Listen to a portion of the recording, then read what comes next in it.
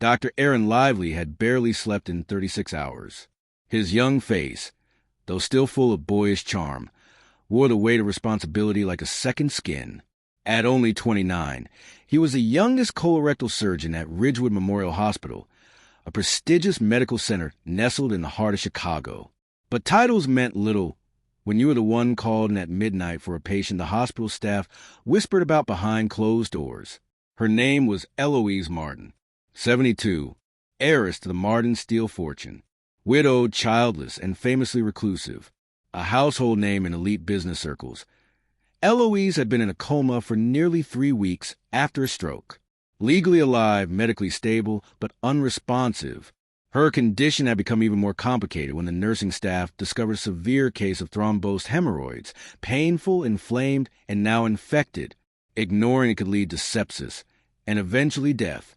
The ethical dilemma had spun like a carousel among the hospital administration. She had no immediate family. Her living will allow for emergency surgeries if it meant prolonging life. Still, some argued she should be left in peace. After all, she wasn't waking up. But Aaron disagreed. She deserves dignity, he had said quietly at the medical board meeting, even if she never opens her eyes again. And so, at 2:47 a.m., Aaron walked into the operating room, scrubbed in, and prepared to do something many had mocked: perform hemorrhoid surgery on a comatose billionaire. The surgery was uneventful in the clinical sense, precise, sterile, controlled. But something about it felt deeply personal to Aaron. As he worked, he found himself quietly speaking to her. Not medical instructions, human words. "I don't know what your story is, Eloise," he murmured under his breath. "But everyone deserves someone to fight for them. Tonight, I guess that's me." He didn't expect anything in return. He never did. Being a doctor was his purpose, not a path to applause. 2 days passed. Then came the miracle. Nurse Hannah burst into Aaron's office, eyes wide, voice shaking. "Dr. Lively," she spoke. "Eloise, she's awake." Aaron blinked. "What?" She woke up. She asked who's Aaron. His coffee slipped from his fingers and shattered on the floor. He found her propped against hospital pillows, skin still pale, but her sharp green eyes glittered with awareness. She looked like someone returning from another dimension. "You're Aaron." Her voice was soft, but her tone carried the remnants of a woman used to being in command. "Yes, ma'am.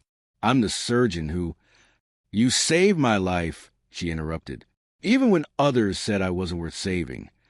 He swallowed the lump in his throat. It was the right thing to do. A long silence followed. Then she asked, "Why?" Aaron looked at her, then out the window where a gentle snow had started to fall over Chicago.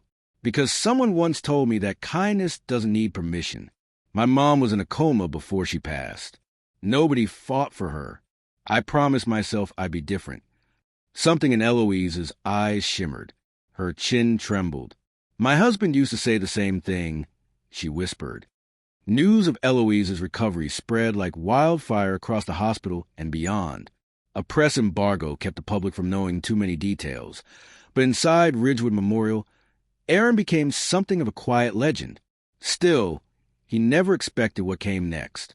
3 weeks after Eloise was discharged, Aaron received a formal invitation to a private dinner at her penthouse.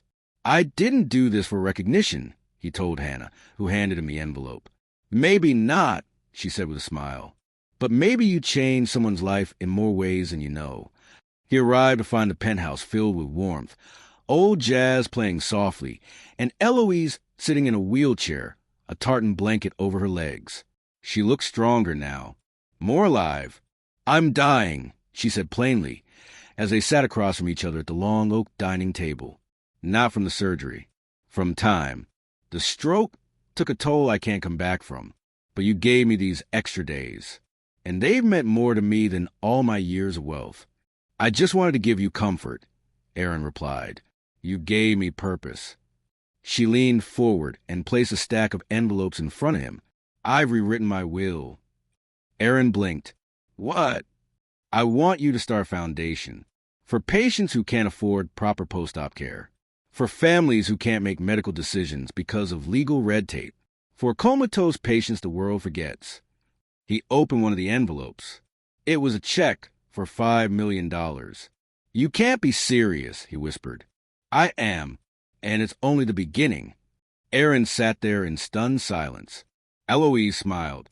I spent my life building steel empires, but none of it ever made me feel as human as I did the moment I woke up and heard a stranger fought for me without expecting a thing in return.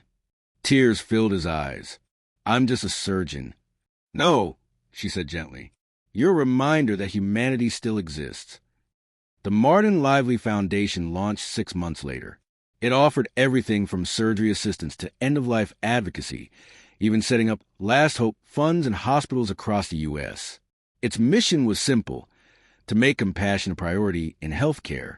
Aaron never took a salary from the foundation, but he did accept one thing, Eloise's friendship. They spoke every day until morning she quietly passed away, wrapped in sunlight filtering through her penthouse windows. She left a note in her will. To Aaron, thank you for seeing the person I had forgotten I was. You gave me more than surgery. You gave me my last chapter, and it was beautiful. Years later, a young intern at Ridgewood Memorial approached Dr. Lively, now head of surgery, and asked, Is it true?